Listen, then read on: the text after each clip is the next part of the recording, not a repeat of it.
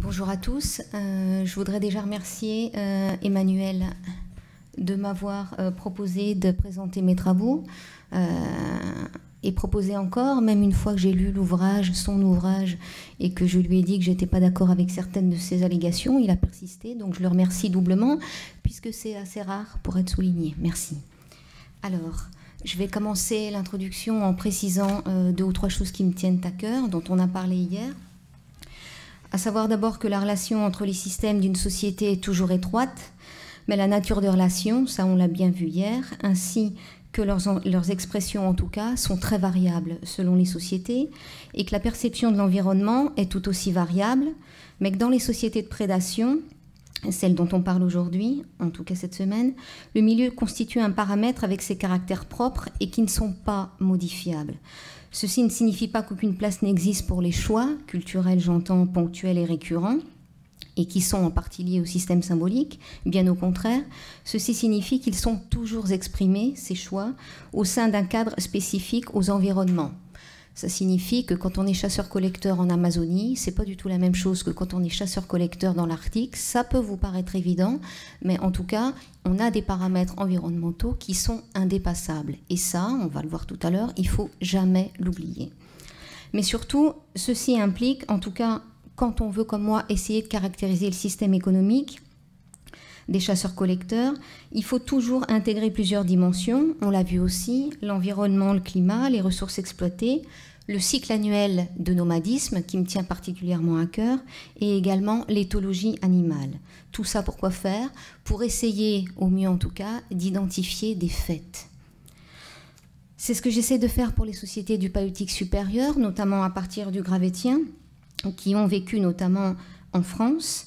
Et dans ces sociétés-là, on va le dire et on va le rappeler, le REN a investi l'espace économique, social, symbolique et spirituel en y occupant une place centrale, donc comme on va le voir. Et c'est au sein de ces mêmes sociétés, donc d'après Emmanuel, qu'aurait peut-être existé une aristocratie, on l'a vu fondée sur un pouvoir, une richesse issue de l'exploitation et du stockage des ressources, pouvoir exprimé, je résume, par les œuvres pariétales qui traduiraient en partie un système héraldique. Encore plus précisément, je vais résumer. Au sein donc d'un environnement ouvert de steppes herbeuses froides, à la biomasse importante et qui aurait permis dès 18 000 à peu près une diversification des ressources, la saisonnalité des ressources animales et végétales aurait été d'assez à très forte et aurait donc nécessité, pour éviter des disettes hivernales, la constitution de réserves et donc un habitat moins mobile. Et tout ceci aurait favorisé la production de richesses et son accaparement par certains individus, créant par exemple des inégalités sociales, exprimées, on l'a vu hier, par des éléments qui sont toujours à discuter, et une certaine aristocratie qui aurait exprimé son pouvoir en partie dans un art naturaliste en référence à son désir, notamment d'appropriation de la nature. Alors aujourd'hui, c'est sur les aspects liés à l'environnement, aux ressources et à la mobilité des groupes humains que je vais essayer de contribuer au débat, c'est-à-dire ici, ici, ici et ici. En précisant la nature de l'exploitation du renne et plus globalement de l'économie des ressources animales, et tout ça à partir de données déjà en partie publiées et d'une synthèse tout juste terminée depuis le mois de juillet sur tous les sites français, tous les ensembles français disponibles de toutes les périodes chronologiques.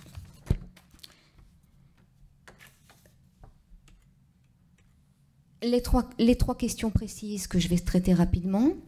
Premièrement, donc, dans quel environnement les sociétés de l'extrémité occidentale de l'Europe ont-elles vraiment vécu? On a vu ça très très rapidement. Et quels étaient les fondements de cette économie des ressources animales? Deuxièmement, est-ce que l'exploitation du renne était organisée dans une optique en partie de rendement et de constitution des stocks? Et troisièmement, l'habitat des groupes humains dont on a parlé était-il peu mobile, voire sédentaire? Pour quelles raisons? Qu'est-ce qu'on peut en dire beaucoup plus précisément? Ma première question. cet environnement du Pléniglaciaire supérieur et du Tardiglaciaire, donc à partir de 29 000, comment est-ce qu'on peut le décrire? Alors, on ne va pas faire ici un cours sur la steppe à mammouth, d'accord? Je vais juste rappeler les éléments qui me semblent fondamentaux dans le débat. Donc, la phase de refroidissement qui marque le début du Pléniglaciaire supérieur en Europe moyenne et en France, autour de 29 000, avec une extension des glaciers et qui replace une grande partie de la France en zone périglaciaire avec la phase la plus aride, c'est ce qui nous intéresse, et la plus froide. Globalement, on n'est pas tous d'accord, entre 25 000 et 23 000 calibrés BP. Ces conditions climatiques, aux latitudes moyennes de la France et de l'Europe, elles produisent un milieu de steppe herbeuse, on l'a déjà dit, qui ressemble, on va voir comment, à la toundra de l'Arctique et subarctique actuelle, et qui a entraîné en tout cas, la migration d'un certain nombre d'espèces animales du nord vers le sud, du nord vers l'ouest, à peu près. Mais il ne s'agit pas ce climat-là qui va se modifier à ce moment-là sur l'Europe moyenne, il ne s'agit pas d'un simple déplacement des écosystèmes du nord vers le sud ou vers l'ouest. Pourquoi? Vous le savez déjà, parce que la baisse de latitude qui va produire davantage d'ensoleillement pour nos latitudes à nous, les influences océaniques, notamment pour la France, et la topographie différente des différents secteurs, elles ont modifié ce climat, en tout cas, pour nos latitudes, tel qu'on le connaît aujourd'hui au nord. Ça signifie quoi? Ça signifie que, voilà ici, cette répartition actuelle des biomes aujourd'hui, ce n'était pas du tout la répartition, on va dire, descendue en latitude à cette époque-là. Okay, aujourd'hui, les zones subarctiques et arctiques correspondent à ce qu'on appelle la toundra et la taïga.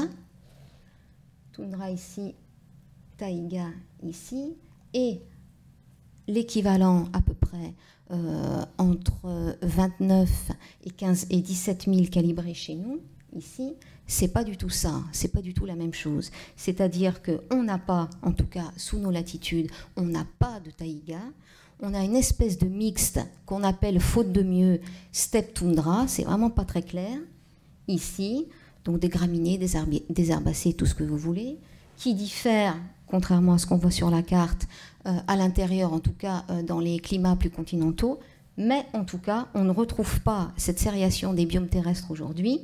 Nous, on est ici avec une steppe toundra herbeuse. La deuxième différence par rapport à aujourd'hui, en tout cas pour le climat du Nord, c'est que le climat, sous nos latitudes, il est bien moins froid que ce qu'il est aujourd'hui dans le Nord. Je parle des amplitudes thermiques, je parle de la durée et de l'intensité du froid, on pourra en reparler en détail si vous vouliez, et il est aussi, à cette époque-là chez nous, beaucoup plus sec, d'accord? 400 mm de précipitations annuelles pour les périodes les plus arides chez nous, c'est à peu près le double aujourd'hui dans le Nord, en tout cas dans certains secteurs. Une autre différence, que vous connaissez aussi très bien, je vais passer très vite, c'est la zoocénose. La zoocénose de l'époque, qui n'existe plus, que Dale Guthrie a appelé la steppe à mammouth, que j'appelle toujours un peu pour plaisanter chez nous une steppe à mammouth sans mammouth, enfin avec très peu en tout cas. Elle est différente bien sûr sur l'intérieur du continent et sur la France et l'Espagne, mais en tout cas, sa caractéristique, vous le savez, c'est la coexistence d'espèces animales diverses, malgré leurs exigences qui ne sont pas semblables à l'époque, qui sont différentes, pas tout à fait comme on les connaît aujourd'hui, mais qui sont différentes, mais avec une certaine plasticité de ces espèces. Pourquoi ce milieu animal, donc, il a été différent de ce qu'il est aujourd'hui dans le Nord et de ce qu'il est aujourd'hui ici? Parce que lorsque, si je reprends la... Non, il ne veut pas. Bon, tant pis. Si je reprends la... comme ça, la diapositive de tout à l'heure, lorsque les espèces comme le renne par exemple et d'autres, les micromammifères, les oiseaux, on connaît ça très bien, ont migré vers le nord et vers l'ouest, ça n'a pas chassé en masse l'ensemble de la population présente sur le territoire. Alors bien sûr, il y a des espèces qui sont aujourd'hui caractéristiques de périodes plus humides ou plus tempérées, comme le cerf, comme le chamois, qui sont restées, mais pas du tout dans les mêmes proportions, on est bien d'accord, mais en tout cas, même aux périodes les plus froides, ces animaux-là étaient présents. la différence principale, celle qui m'intéresse ici, j'y reviens, c'est ça, c'est-à-dire l'absence de la taïga chez nous. Pourquoi? Parce que l'éthologie des espèces aujourd'hui du Grand Nord, c'est-à-dire que ce soit les grands mammifères, les petits mammifères et les oiseaux, elle est fondée sur cette répartition des biomes terrestres, notamment entre la toundra et la taïga, c'est-à-dire que au fin fond de la toundra, en plein hiver, il n'y a pratiquement plus rien, je m'entends. En tout cas, la majorité des animaux, quels qu'ils soient, se déplacent pour nos grands herbivores vers la taïga. Ça peut être le sud, ça peut être l'ouest, tout dépend des configurations. Mais on a cette mobilité-là qui est liée à des biomes tout à fait caractéristiques, et notamment une taïga qui permet de passer un petit peu mieux l'hiver. Ce n'est pas le cas chez nous, entre guillemets, à cette époque-là. C'est là que je voulais en venir, puisque donc on n'a pas de taïga et on se demande ce système saisonnier qui fonctionne actuellement d'éthologie animale saisonnière, comment il fonctionnait à l'époque. J'en dirai 2 mots tout à l'heure, on n'en sait pas grand-chose, on va voir juste ce qu'on peut en dire. Mais ça, pour moi, c'est une des différences fondamentales de l'environnement de cette époque-là. Et c'est pas seulement la zoocénose, c'est pas seulement la température, c'est pas seulement l'aridité qui ont été différentes, c'est tout le milieu, bien sûr, qui a été différent. On l'a déjà dit rapidement, je passe très vite, puisque évidemment, ce système-là, il a été différent dans différents secteurs de l'Europe en fonction de la topographie et des reliefs, et qu'il ne faut pas oublier évidemment l'importance du pergélisol qui a pris différentes formes, dont on réactualise les cartes. Là, ma dernière carte, c'est 2013. Je vois que 2016-2019, on a d'autres cartes qui sont parues encore avec une mobilité du pergélisol dans le sud-ouest de la France. Ça ne change pas grand-chose à ce que je vais dire aujourd'hui. Simplement, l'accès aux ressources, c'est une des conséquences pour les animaux, peut dépendre de l'extension et surtout de la discontinuité de ce pergélisol.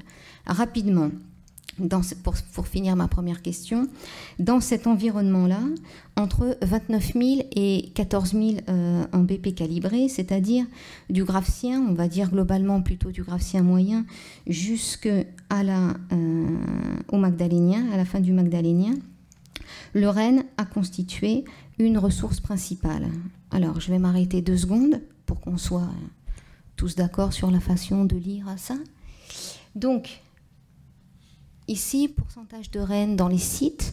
Je ne vous ai pas montré une moyenne de la représentation du renne par période, puisque une moyenne, comme son nom l'indique, va effacer toutes les variations, qu'elles soient microchronologiques ou qu'elles soient régionales, simplement pour montrer la répartition donc, de la part du renne dans les sites selon les périodes. Alors, on parlera peu l'aspect climatique juste quand je vais pas parler de la dernière période qui est le bulling, puisque bien sûr, on vous l'a déjà dit, et vous le savez déjà, à l'intérieur de cette période du pléniglaciaire et du tardiglaciaire, il y a des évolutions, mais de toute façon, avant 14,6 BP ou 15 000, c'est-à-dire avant la fin du Trias ancien et du début du bulling, significativement dans les éocénoses et dans l'environnement, la modification de l'environnement, le réchauffement et la modification, on va dire, durable, elle n'est pas encore faite. Alors, ici, vous voyez que c'est globalement à partir du graphien moyen et récent, c'est-à-dire, on va dire, calibré ou pas, en tout cas pour la faune, à partir de 27, on commence à avoir des parts du renne qui sont vraiment importantes dans tous les sites. Et vous voyez cette importance-là, elle ne va pas bouger, on va voir précisément pourquoi, jusqu'au bulling, jusqu'à peu près 15 000, 14 006 calibrés. Ce qu'on voit ici, à l'intérieur des boîtes, la moitié, 50% des sites à chaque fois représentés, et puis 25% de part et d'autre, d'accord, 25, 50, 25.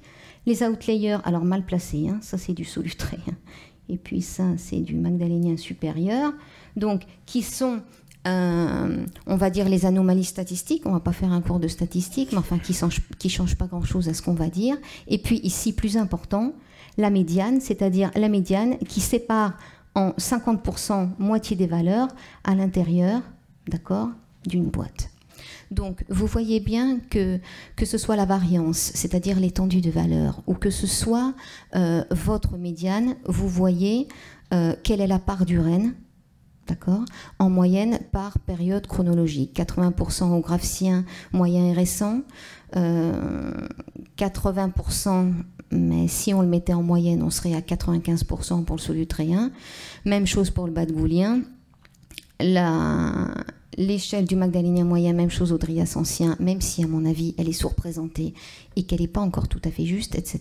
Et ensuite, évidemment, comme Sandrine vous l'a dit tout à l'heure, à la fin de la période, un réchauffement avec le Bölling notamment et le magdalénien supérieur. Mais voilà, c'est pas si simple que ça, puisque dans certaines régions, on va le voir tout à l'heure, où effectivement, je vous ai parmi les périodes chronologiques aussi, mais c'est le même système. Si on prend les Pyrénées, et on a d'autres régions, mais les Pyrénées sont vraiment caractéristiques, on a à la fin, effectivement, au Bölling, un écroulement des valeurs de Rennes et donc un effondrement de la part de Rennes dans ces régions-là, dans le système économique. D'accord ? Ce n'est pas les quelques exemples ou quelques sites qui m'intéressent.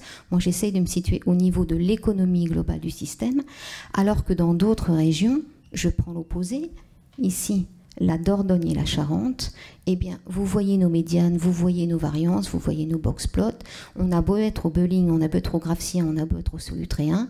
Autrement dit, quelles que soient les micro-variations de température, d'humidité, ce que vous voulez, le REN reste globalement autour de 80%, voire plus. Et encore, ici, on a des périodes qui sont sous-représentées, on pourrait en discuter. Donc, globalement, à l'échelle économique globale de la France, c'est ce schéma-là qui prédomine. Ensuite, on peut examiner les périodes en détail. On n'a pas le temps aujourd'hui, mais sachez, je ne vais pas m'étendre là-dessus, mais c'est quand même le plus important quand on travaille sur la représentation et sur l'économie du REN, que la variation selon les régions, elle est bien plus importante avec les 256 ensembles enregistrés maintenant que la variation chronologique, et que là aussi on peut discuter région par région. Mais ce n'est pas l'objet, donc j'arrête. Ma deuxième question, c'est comment est-ce qu'on a choisi les rennes afin d'organiser au mieux la subsistance et l'exploitation de la matière osseuse? Ma deuxième question de tout à l'heure, est-ce qu'on a exploité ce renne choisi, je parle du point de vue de l'acquisition, de manière à effectuer des stocks, à prévenir l'hiver à venir, etc. Pour répondre à cette question, c'est la démographie du renne, des rennes abattus qui nous intéresse, et notamment les âges d'abattage et le sexe ratio. Là, bien sûr, c'est plus 256 ensembles qu'on a analysés, puisqu'on a très peu de données malheureusement, mais enfin, au moins on en a. Et ici, on a deux constantes. La première constante, c'est celle de l'âge d'abattage des rennes. Sur toute la France, sur tous les sites, dans toutes les régions, entre 29 000 et 14 000 cas, quand on a évidemment plus de 10-15 animaux déterminés pour statistiquement construire son diagramme, voilà ce qu'on obtient, c'est-à-dire des chasses à faible risque ou qui correspondent à l'abattage de rennes qu'on ne sélectionne pas, c'est-à-dire grossièrement on tire dans le tas, d'accord? Et donc démographiquement en termes d'âge, les rennes que vous rapportez, que vous avez abattus, ils correspondent proportionnellement, d'accord, aux âges des populations vivantes. Si à cet histogramme-là, on superpose un histogramme de population vivante aujourd'hui, on obtient exactement la même chose. Donc on ne sélectionne jamais. Et quand je dis jamais, je cherche parce que j'aimerais bien trouver des exceptions. Pour l'instant, je n'arrive pas à trouver des histogrammes comme les merveilleux histogrammes qu'on peut trouver parfois sur le bison et surtout sur le cheval, où on a des classes des subadultes et surtout des jeunes adultes et des adultes qui sont représentés. C'est-à-dire, si vous voulez le voir, je vous le montrerai tout à l'heure, mais là on n'a pas le temps, c'est-à-dire avec un pic ici qui ne correspond pas, d'accord, à la démographie actuelle. Donc, on tape dans le tas, ça veut dire que c'est là que ça nous intéresse, on rapporte, on chasse, on abat. Alors après, je ne sais pas ce qu'on en fait, mais en tout cas, du point de vue des fonds, voyez ce que c'est un fond de renne, d'accord? C'est haut comme ça pèse quelques kilos. Entre 10, selon les sites, entre 10 et 25% de faon, et je ne parle même pas des subadultes. Donc il n'est pas question ici de sélectionner les mâles, les adultes, les plus gros, les plus gras, etc. Et ça, c'est récurrent. La deuxième récurrence, avec, heureusement, des petites... exception à discuter, on n'a pas le temps non plus, mais on pourra en reparler si vous voulez, c'est le sexe ratio. On ne choisit pas l'âge, mais visiblement, puisque je vous l'ai dit, on tire dans le tas, on ne choisit pas non plus le sexe des individus. Donc à 2 ou 3 exceptions dont on pourra parler, donc là aussi, une majorité de jeunes et de subadultes de tous âges et de femelles adultes.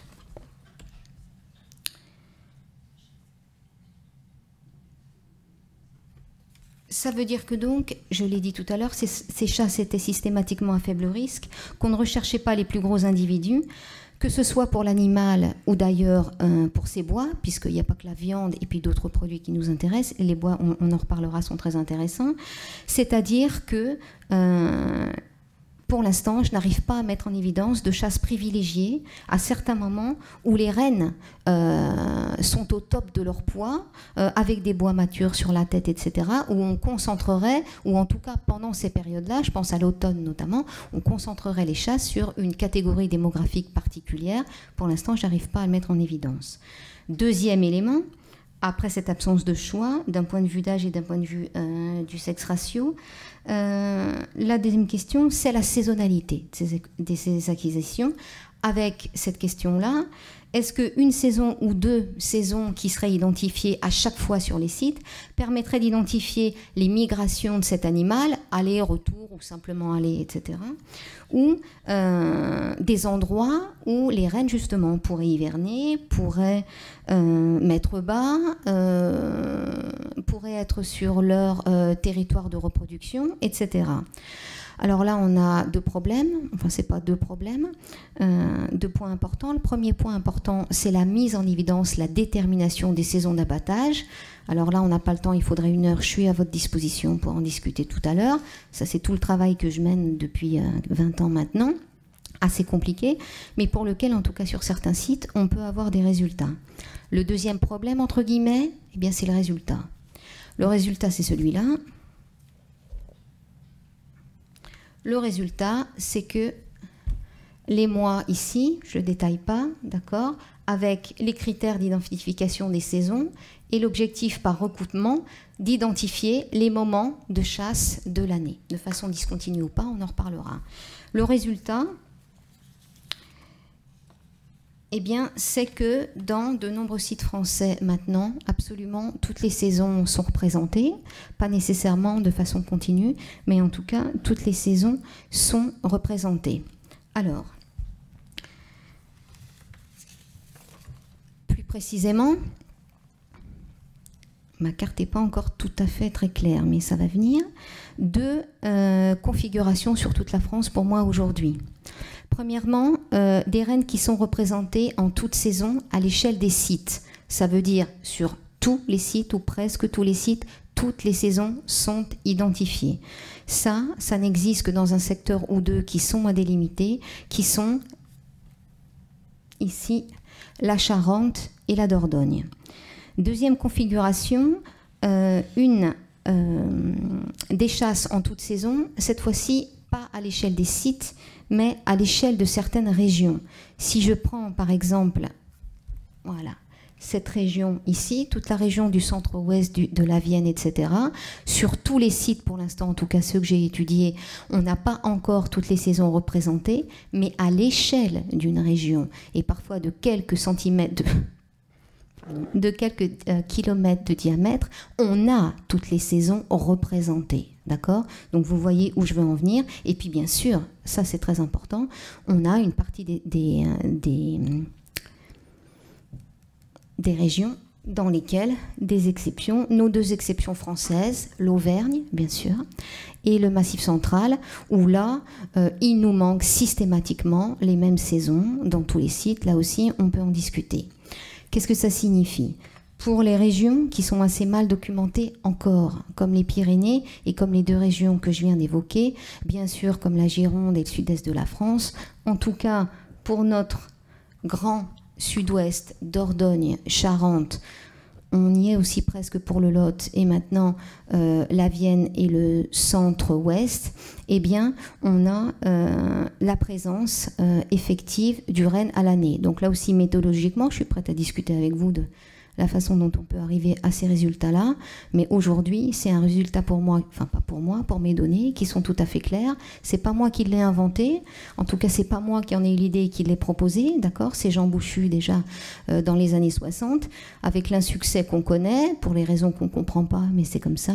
Et aujourd'hui, on peut reprendre tous ces sites, on peut prendre d'autres sites récents, on peut prendre des contextes complètement différents. On arrive, en tout cas, pour cette région-là, les données publiables, aujourd'hui, elles sont ici. On en a beaucoup plus, mais pas encore publiables. Ça signifie quoi? Ça signifie que dans une partie de la France, peut-être toute la France, mais je ne peux pas le démontrer, je peux le démontrer seulement pour une partie de la France, nos rennes du Pléistocène supérieur, peut-être avant, je ne sais pas, et du Tardiglaciaire, eh bien, n'étaient pas les grands rennes migrateurs de toundra qu'on connaît aujourd'hui.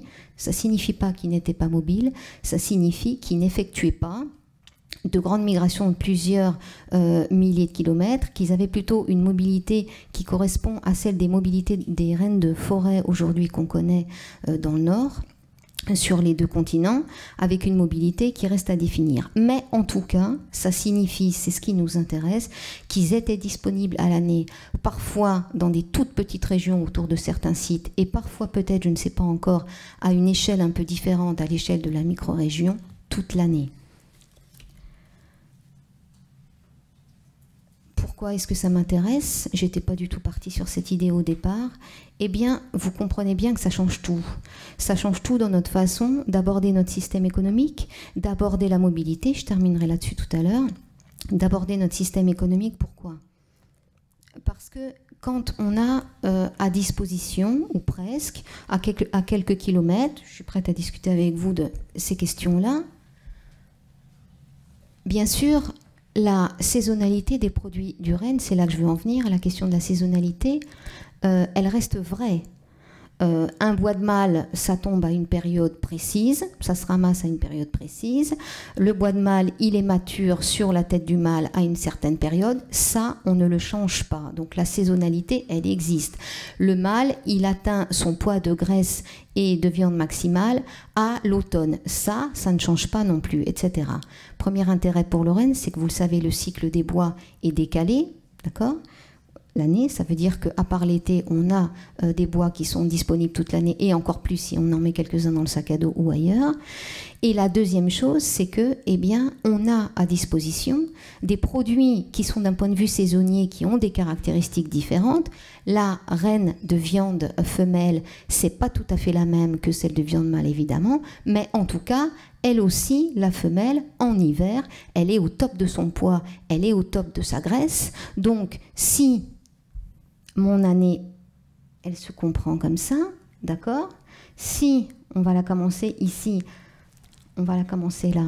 À partir du moment où les femelles mettent bas, d'accord, autour du mois de juin à peu près, elles ont perdu leur bois juste avant, autour de la mise bas ou juste après, avec des fans tout de suite qui vont naître et qui vont avoir des bois qui repoussent tout de suite, comme leur mère à peu près qui pousse, avec une dague uniforme presque qui va durer jusque l'hiver, avec des bois, en tout cas pour le mâle qui a perdu ses bois l'hiver précédent et dont les bois vont repousser très doucement en bois de velours ici et qui vont arriver en pleine maturité à la fin de l'été et à l'automne, pendant que les femelles, elles, qui ont perdu leur bois, pas en décembre comme les mâles d'avant, mais autour du mois de juin, ça va repousser beaucoup plus vite, mais ça commence qu'en juin. Donc elles aussi, leurs bois vont commencer à pousser, et quand le bois des mâles va tomber entre fin octobre, fin décembre selon les populations, eh bien c'est les bois de femelles qui vont être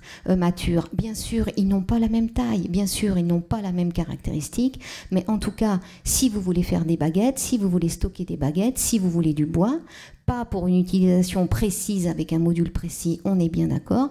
Globalement, la ressource bois, elle est disponible. La ressource viande, elle est disponible. La ressource graisse, elle est disponible.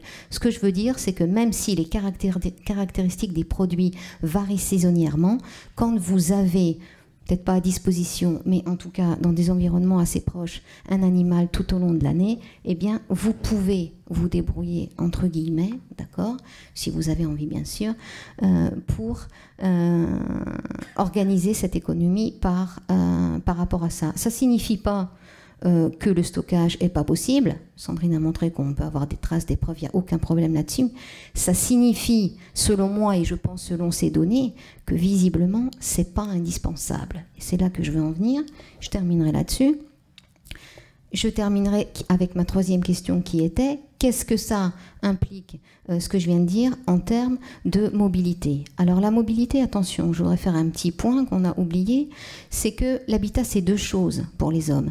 C'est l'habitat, il est fixe, il est mobile, et c'est les hommes. Ils se déplacent ou ils ne se déplacent pas.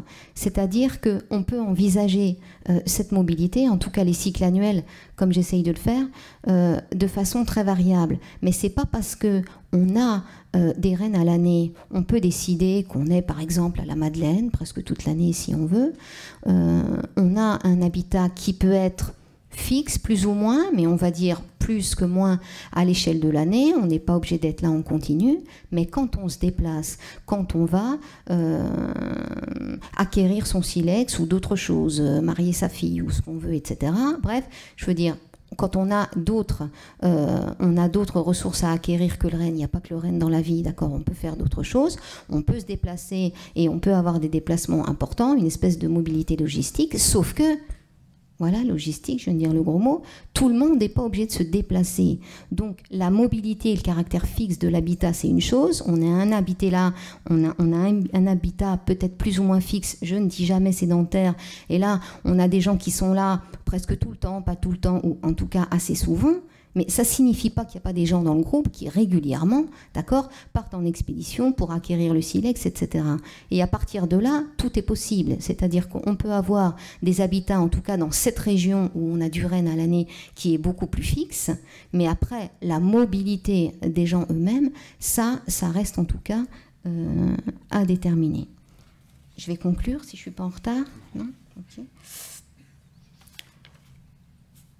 Donc, pour répondre aux trois questions que j'ai posées globalement, dans un environnement de steppe toundra, donc plutôt froid et plutôt sec, on a vu que les populations de rennes, ça maintenant c'est une certitude, et c'est pas moi qui l'ai dit la première non plus, les populations de rennes se sont vraiment développées, et en tout cas, leur comportement migratoire dans certains secteurs se sont modifiés. C'est-à-dire une mobilité faible qui reste à caractériser. Je ne peux pas vous dire si en sortant de l'augerie, on avait des rennes qui pâturaient un peu partout, j'en doute. Mais en tout cas, il faut bien...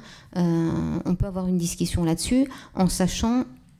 Ça, j'en parlerai tout à l'heure. Voilà, et qui reste à préciser. Deuxièmement, l'économie fondée sur le renne, elle a pris une forme d'acquisition tout au long de l'année, à plusieurs moments du cycle annuel, et en tout cas, en majorité, pas ponctuellement au moment des migrations. Ça, avec les données qu'on a aujourd'hui, je ne vois pas comment on peut encore soutenir ça. Hein. Les animaux n'étaient globalement pas sélectionnés. Bon, ça, c'est la première chose qu'on a pu mettre en évidence. Donc, et ces faibles chasses-là, à faible risque, au contraire, permettaient d'acquérir tous les individus, y compris de nombreux faons, alors sur lesquels je m'interroge aujourd'hui. Le sens de cette chasse aux faons, ça pose divers problèmes dont on pourra parler si vous voulez. Et aujourd'hui, selon moi, le cycle de nomadisme ne peut plus être envisagé, au moins dans certains secteurs, on est bien d'accord, comme une mobilité très forte, permanente de l'ensemble du groupe. La conséquence par rapport aux questions posées Emmanuel sur le scénario proposé d'une aristocratie, je suis d'accord avec toi. La mobilité était réduite, en tout cas dans certains secteurs. Ça, aujourd'hui, pour moi, c'est une évidence, des rennes et des hommes, mais pas en raison d'une exploitation saisonnière des ressources. C'est même absolument le contraire. C'est parce qu'on avait du renne, enfin c'est parce que, je ne sais pas, en tout cas, on avait du renne à demeure, on a des chasses tout au long de l'année, donc on a des hommes, ou en tout cas au moins une partie des groupes qui a une mobilité réduite, c'est la première chose. En ce qui concerne la constitution de réserve, je l'ai déjà dit. Peut-être qu'il y a eu sûrement d'ailleurs à partir d'une certaine période, de la constitution de réserve. Moi, le stockage dans le pergélisol, ça me va très bien, pourquoi pas.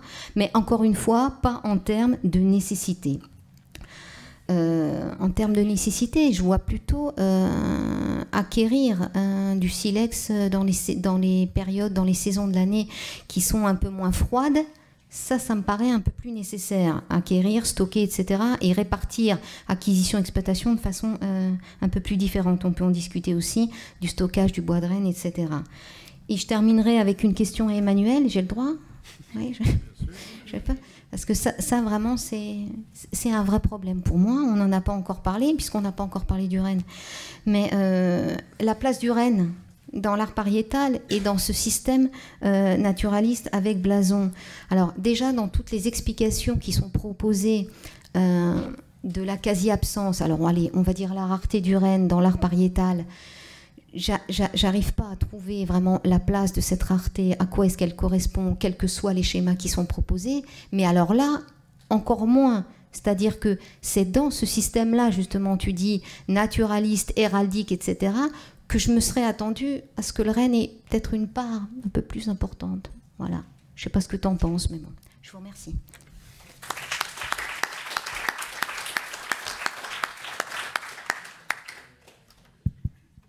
On va d'abord passer aux questions, mais je vais réfléchir à ma réponse.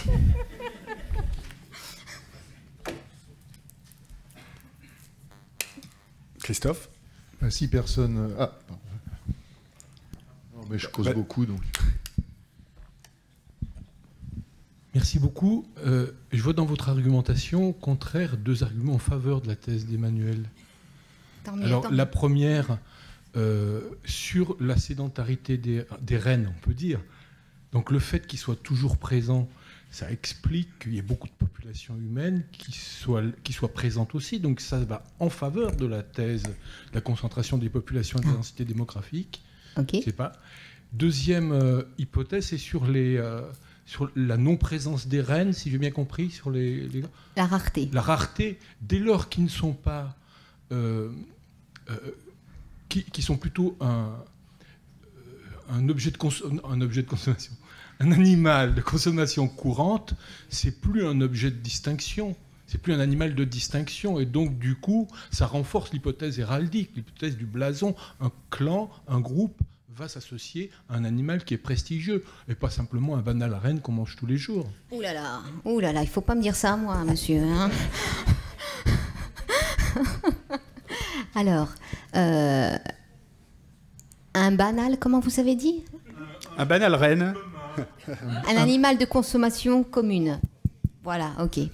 Alors, comme l'a dit Sandrine tout à l'heure, il n'est pas le seul, d'accord ? Ok, c'est le premier, on est d'accord, c'est le plus beau, c'est tout ce qu'on veut, mais en tout cas, ça n'est pas le seul. Le cheval, il a, suivant les régions, les micro-régions et suivant les périodes, il peut avoir une place très importante. Ça ne l'empêche pas d'être une star depuis le début, d'accord, de l'art pariétal. Et le bison, lui aussi, qui au niveau du système économique n'est pas au top, on est bien d'accord, dans les choix qui sont faits par les hommes. En tout cas, le bison, dans certaines périodes et ponctuellement à certaines périodes et dans certaines régions, est aussi très bien représenté, enfin en tout cas consommé, et il n'est pas, bien au contraire, il n'est pas exempt. Alors simplement, je pourrais recadrer votre question en disant, est-ce que le fait qu'il soit le premier, d'accord, ok, il y en a d'autres, mais le premier, un animal de consommation courante, etc., etc., ça, c'est possible, mais un animal comme ça, sur lequel... on fonde un système économique. Et moi, je ne parle que de l'économie, d'accord ? Je n'ai pas parlé d'art mobilier, je n'ai pas parlé de parure, je n'ai pas attaqué système symbolique, système spirituel. Ce que le renne représente dans cette société-là, du point de vue de la cosmologie et du point de vue du système symbolique, on sait ce qu'il en est. Si Charles, tu veux dire quelque chose pour pas seulement pour la Sibérie, mais en tout cas pour tout le Nord en général, la part du renne dans le système symbolique, dans le système graphique, dans le système tout ce que vous voulez, elle est vraiment très importante. Ça signifie rien, Je dis ce qui se passe aujourd'hui, je ne suis pas une fan de comparaison anthropologique, mais en tout cas, je ne sais pas. Là, ni en faveur ni en défaveur. Et la deuxième chose, vous avez dit la présence des rennes à l'année, alors à voir, etc., population importante. Attention, présence des rennes à l'année, je n'ai pas dit qu'il y en avait à chaque fois des troupeaux de 3000 autour de l'augerie en toute saison. La présence des restes à l'année, je ne suis pas entrée dans la description de l'éthologie. Non seulement je pense que l'immigration était bien plus rare, voire quasi inexistante dans certains secteurs comme ici, et de toute façon, ces secteurs, ils sont présents à l'année, mais en quelle quantité et avec quelle structure sociale? Je pense plutôt qu'on est sur la version des rennes de forêt aujourd'hui, où on a des tout petits troupeaux, des tout petits groupes qui eux aussi peuvent être mobiles. Donc on a du mal encore, en tout cas moi je ne peux pas encore avec les données que j'ai, faire l'équivalence entre quantité, en tout cas biomasse de ce renne que je ne connais pas, d'accord, avec l'importance des populations. Donc je ne sais pas. Je voulais rebondir par rapport à votre remarque, par exemple dans les Pyrénées. Hein, dans les Pyrénées, l'espèce qui est la plus exploitée, chassée, c'est le cheval. Et le cheval est très très bien représenté dans les grottes. Donc je pense qu'il ne faut pas du tout lier le fait qu'on le mange et qu'il n'est pas représenté. Enfin, c'est beaucoup plus compliqué que ça et on le voit bien quand on regarde les groupes actuels, quoi. C'est beaucoup plus complexe, quoi, comme type de lien entre l'animal et sa représentation. Et ce que je voulais, par rapport à ton intervention, Laure, c'est le renne, certes, mais je pense que c'est selon, que tu montrais, mais à moitié, quoi, c'est selon les provinces géographiques. Il y a dans certaines zones, c'est pas le renne, c'est autre chose. Parce que je pense, comme tu disais, que c'est l'environnement qui aussi influe sur ce qu'on peut chasser. Donc c'est vrai qu'en Gironde, c'est en tout cas au Magdalénien moyen, c'est le bison et l'antilope saiga. Le renne, c'est très moins chassé. Et tu l'as montré sur les Pyrénées. Pour le Magdalénien supérieur, c'est vrai que le renne a sans doute commencé à disparaître, se disloquer en raison des changements climatiques. Et là, c'est le bouquetin et le cheval, quoi, qui ont de l'importance. Donc voilà, je pense qu'il faut... C'est pour ça que regarder à l'échelle de l'Europe, ça me semble fou. Et même à l'échelle du Sud-Ouest, je pense qu'il faut vraiment regarder selon les bassins, les provinces géographiques. Ouais, du coup, je me glisse.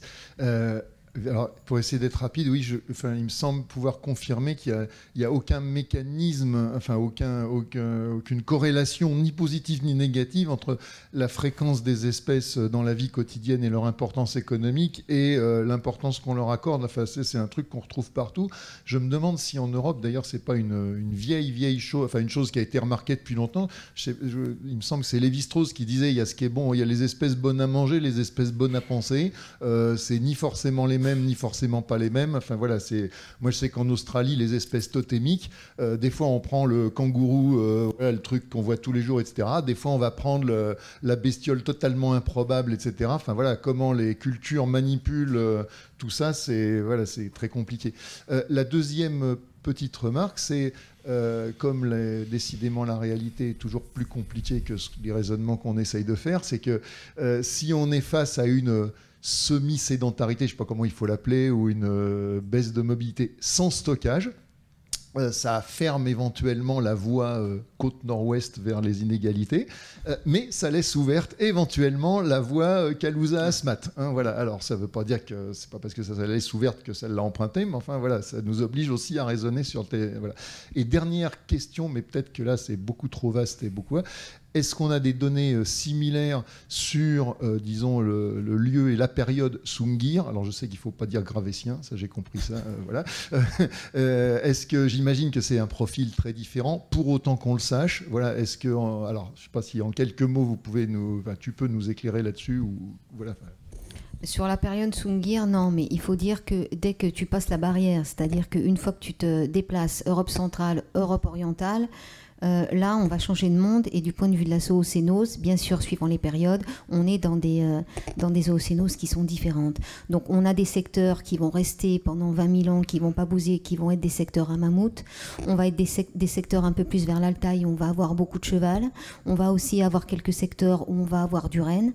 Mais ça, c'est pas encore tout à fait clair. Pour moi, toute la synthèse Europe centrale, orientale, j'ai pas encore terminé, donc c'est pas encore terminé, c'est pas encore fini. Mais ce que je veux dire, c'est que là, on est dans des zoocénoses différentes. C'est tout l'intérêt de tous les sites Brno, Milovice, etc. Qui sont intéressants parce que là, on a des sites à mammouth, on a parfois plus ou moins du renne de façon importante. Donc là, moi, ce qui m'intéresse, tu as compris, c'est la saisonnalité complémentaire mammouth-renne. C'est très, très compliqué à étudier, même jusqu'à Sungir, parce que là, du point de vue du nombre de sites, du point de vue du nombre, pratiquement parlant, du nombre de sites étudiables, du point de vue de la résolution chronologique, et puis on a aussi des tas d'autres problèmes. Là, c'est pas 20 ans qu'il va me falloir. Voilà. Donc je ne peux pas te répondre, je suis désolée.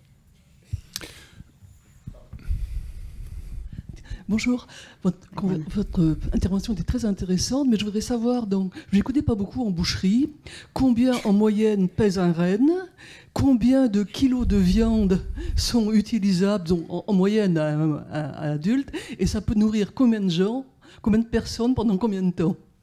Ah bah alors là, ça dépend, madame. Ça dépend des périodes, ça dépend des régions.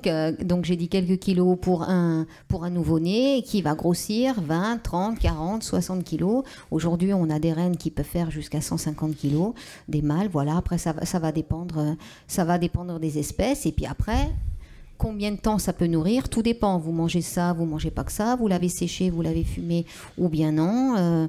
Tout dépend, vous êtes mobile, vous êtes sédentaire, vous avez d'autres ressources, etc. Donc là, voilà, on en a déjà parlé hier toutes les deux. Oui. Voilà.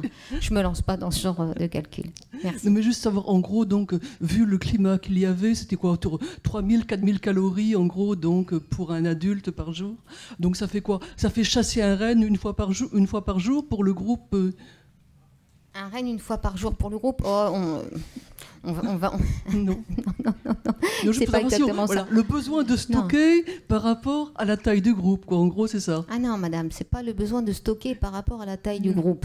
C'est le besoin de stocker, c'est même pas ça. J'aurais pu dire c'est le besoin de stocker par rapport à la façon dont vous êtes établi, sédentaire ou pas, et ce que vous avez d'autre comme ressources, le nombre que vous êtes, d'accord? Mais en fait, c'est pas comme ça que ça se passe. C'est en amont que ça se décide. C'est-à-dire que vous avez fait un choix global qui intègre votre mobilité, votre espace vital, le nombre que vous êtes, votre saison dans l'année, la disponibilité. Donc là, vous avez un multiproxy. Et à partir de là, c'est ce qui va déterminer qu'est-ce que vous allez manger en renne, combien de temps vous allez passer dehors, combien de temps vous allez passer, etc., etc. Donc ça, je ne peux pas vous dire, parce que c'est un système, c'est ce que je disais en introduction, c'est un système global à multiproxy avec des choix qui sont intriqués, et les choix, ils sont multiples. Donc je ne peux pas en tirer un pour vous dire si on décide de, parce que ça n'a pas vraiment de sens, en fait. Ok, merci. Moi, je dirais quand même qu'on en apprend tous les jours. Hein. Après les présentations de Jean-Marc sur l'exploitation du littoral, maintenant sur la non-migration du renne, même si c'est un sujet sur lequel tu travailles depuis très longtemps, mais bon, quand même, je retiens cette donnée très importante par rapport à des modèles qu'on nous a enseignés, hein, d'occupation du territoire, qui quand même sont susceptibles, sans faire de choix particuliers sur les implications sociales que ça pourrait avoir, mais sur la simple question de la subsistance qui modifie quand même en profondeur, je trouve, notre perception de ces groupes. Je ne sais pas si ça modifie... Ça modifie en tout cas du point de vue de ce que j'ai dit, du point de vue des cycles annuels, la façon d'organiser la subsistance, etc. Mais bon, à partir du moment où dans certains secteurs, tu trouves 50% ou 90% de rennes à l'année sur tous les sites, etc. Alors après, que tu essayes de voir comment s'organise ton cycle annuel, ta subsistance, elle est fondée sur le renne. Après, c'est le degré de mobilité qui va changer. C'est une chose, en soi, ça ne me paraît pas tellement évident. Important. Ce qui me paraît très important, c'est cette question de logique, d'obligation et de nécessité. Et ça, il y a des préhistoriens qui l'ont très bien compris très tôt. Quand Jean Bouchu dit au départ sur le Moustier, et puis le site qui est à côté, voilà, là, j'ai des sites où j'ai des sites où j'ai 2 saisons, donc belle saison, été, automne, entre guillemets, printemps, été, et puis automne, hiver, donc voilà, et puis encore un, donc là c'est sûr, les rennes étaient sédentaires, les hommes aussi, bon lui, il faut dire, il a mis le paquet, etc. Cartaillac, lui, il dit non, c'est pas possible. Donc si tu veux, il essaye de réfléchir, mais tu as raison, il a ce mode dans sa tête, pour lui c'est vraiment difficile de s'en détacher, et il dit non, en fait moi j'ai une autre explication à vous proposer. Et l'autre explication, il cherche, et il dit voilà, c'est la suivante, en fait voilà ce qui s'est passé, là on a 2 populations de rennes, donc il y a la population de rennes du sud qui vient passer la moitié de l'année ici, elle s'en va à l'autre moitié, mais pendant ce temps-là c'est la population du nord qui descend, etc. Donc il n'en démord pas. Pendant des années, Bouchu lui explique pourquoi, méthodologiquement, avec les données qu'on a, c'est pas possible.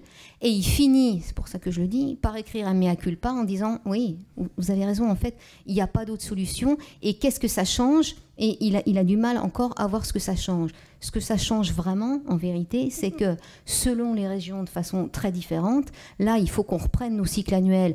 Et là, sans l'origine des matières premières lithiques, c'est même pas la peine de jouer, on est bien d'accord. Donc là, il faut qu'on reprenne cette approche-là. Et surtout, qu'on voit ce qu'on fait des régions comme le Massif central et comme le bassin parisien. Là, on a pas mal réfléchi pour voir si on a une configuration, je vais dire, que j'appelle à l'ancienne, mais je ne sais pas vraiment à quand ça remonte, c'est-à-dire des régions où du point de vue de la latitude et du point de vue en tout cas du climat, on reste dans des environnements beaucoup plus ouverts du point de vue de la topographie, je ne parle pas du sud, du Massif central, je parle de la plaine du nord, etc. Des environnements moins vallonnés, où on est moins à l'abri, où on est déjà plus encore tout de suite dans la grande plaine européenne, avec des rennes qui restaient peut-être une mobilité plus importante. Ou alors, est-ce que la visibilité, j'en ai pas parlé, mais c'est tout un aspect de ma recherche, la visibilité des données qu'on a sur le Massif central et sur le bassin parisien, elle n'est pas du tout au point et on n'est pas encore d'équerre pour proposer des modèles. Oui, d'accord. D'accord. Juste une précision.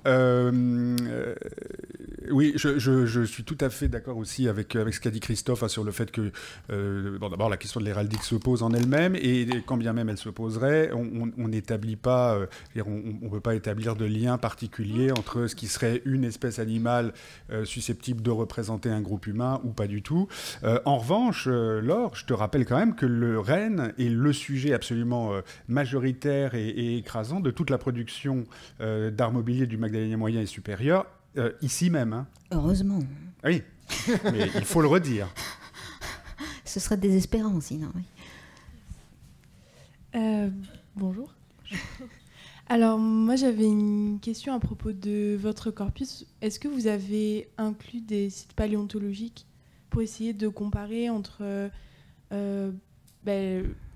la population de rennes qui est chassée et la population qui pouvait être présente dans l'environnement En termes de saison? Oui. Oui. Alors oui, j'en ai inclus, et notamment le site, ou en tout cas la région qui m'intéresse, c'est le Quercy. Parce que dans le nord du Quercy, sur un des avennes, des sites fouillés par Jean-Christophe Castel, eh bien là, alors que sur tous les sites, mais bon, de vieux sites, etc., en tout cas, un corpus de données pas satisfaisant, en tout cas ce qu'on a aujourd'hui pour tout le nord du Quercy, c'est une absence, en tout cas, d'une partie de l'automne et de l'hiver systématique. Alors que justement, dans cette avenne en question, on aurait, je n'ai pas encore vérifié, mais on aurait des sites qui sont tombés là en hiver. Donc ça m'intéresse justement. Alors, j'imaginais pas, mais bon, moi j'imagine très peu des rennes à cette période-là, en plein pléniglaciaire, pourquoi pas encore en hiver. C'est pas forcément représentatif, mais en tout cas, ça c'est très intéressant pour tout mon secteur que j'appelle Lot, puisque là, dans le Lot, j'ai toujours une absence de la grande saison froide, sauf peut-être dans le seul site que j'ai dans le sud et qui n'est pas étudié en détail, qui est Fontalès. dans lequel il y aurait toutes les saisons, ça reste à vérifier. Mais en tout cas, bien sûr, quand on peut inclure ces données-là, il faut chercher une explication. Puisque effectivement, ma première idée, c'était que pour le Quercy, si vraiment, mais j'ai pas l'échantillon pour le dire, de façon récurrente, je pouvais démontrer, comme dans le Massif central, qu'on n'a pas de mauvaise saison, alors je pourrais proposer éventuellement que pendant l'hiver, ce soit pas, on appelle ça une migration, on appelle ça comme on veut, mais en tout cas, on redescend un peu la vallée du Lot ou direction la Dordogne, c'est quand même juste à côté, d'accord, pour passer l'hiver. Mais ça, de toute façon, je peux pas le démontrer tant que j'ai pas les échantillons, vous avez raison, correspondant. Voilà, on va s'arrêter là et on se retrouve à 14h. Merci.